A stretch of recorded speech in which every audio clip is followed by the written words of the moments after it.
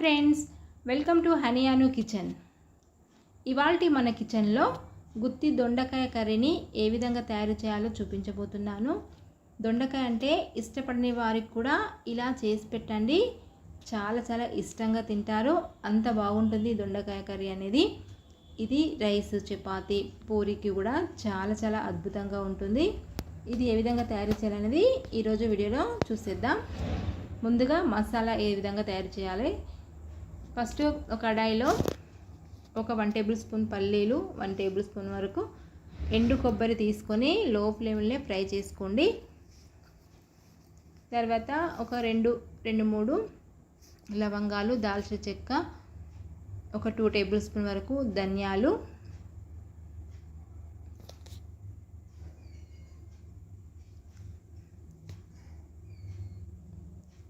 ఒక 1/2 table spoon జీలకర్ర, కొన్ని మెంతులు, ఒక 1 టేబుల్ స్పూన్ నువ్వులు వేసుకొని లో ఫ్లేమ్లో ఫ్రై చేసుకోండి.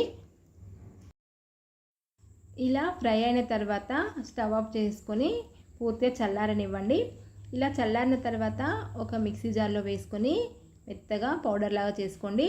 చేసుకున్న తర్వాత కొన్ని వాటర్ పోసుకొని మరొకసారి గ్రైండ్ చేసుకోండి.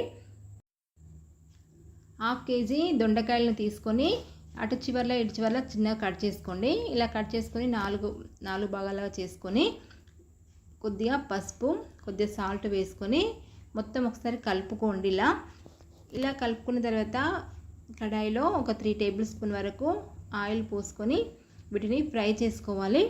లో ఫ్లేమ్లో ఒక 5 మినిట్స్ ఫ్రై అనేది చేసుకోండి. ఇలా ఫ్రై అయిన తర్వాత వీటిని పక్కన పెట్టేసుకొని వేరే ఒక కడాయిలో మరొక 3 టేబుల్ స్పూన్ వరకు ఆయిల్ పోసుకొని ఆయిల్ బాగా హీట్ అయిన తర్వాత సన్నగా తరిపెట్టుకున్న ఆనియన్స్ వేసుకోండి. ఆనియన్స్ను ఇలా సన్నగా తరిపెట్టుకొని వేసుకున్నా లేకుంటే పేస్ట్ లాగా చేసుకున్నా పర్లేదు. ఇలా కొంచెం కలర్ వచ్చే వరకు ఫ్రై అయిన తర్వాత ఒక 2-3 పచ్చిమిర్చి చీలికలు వేసుకొని అవి కూడా ఫ్రై అయిన తర్వాత కొద్దిగా పసుపు, ఒక 1 టేబుల్ స్పూన్ వరకు అల్లం వెల్లుల్లి పేస్ట్ కూడా వేసుకొని మరొకసారి మొత్తం కలుపుకోండి.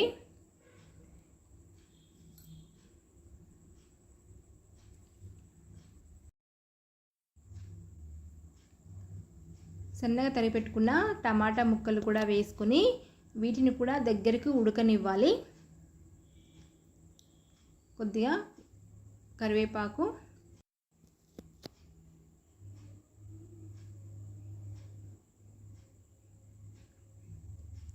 ఇలా కొద్దిగా ఉడికిన తర్వాత కొన్ని వాటర్ పోసుకొని బాగా మెత్తగా ఉడకనివ్వాలి.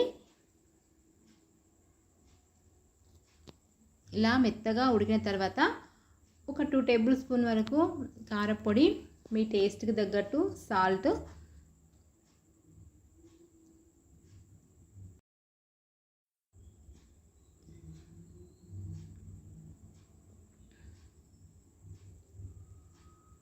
ఇలా దగ్గరికి వచ్చే వరకు ఉడకనివ్వాలి. ఇలా ఉడికిన తర్వాత మనం మిక్సీ చేసుకున్న మసాలా ఉంది కదా, అది కూడా ఇందులో పోసుకొని కొన్ని వాటర్ అనేది పోసుకొని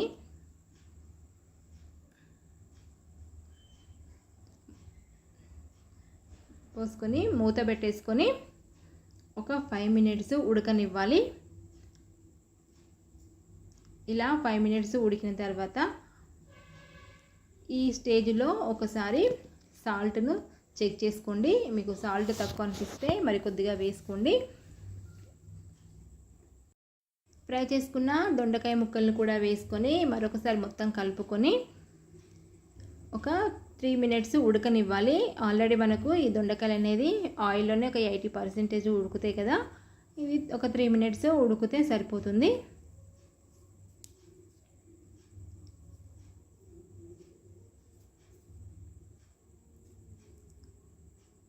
ఇలా ఉడికిన తర్వాత చివరిగా స్టవ్ ఆఫ్ చేసేసుకొని కొత్తిమీరని యాడ్ చేసుకోండి.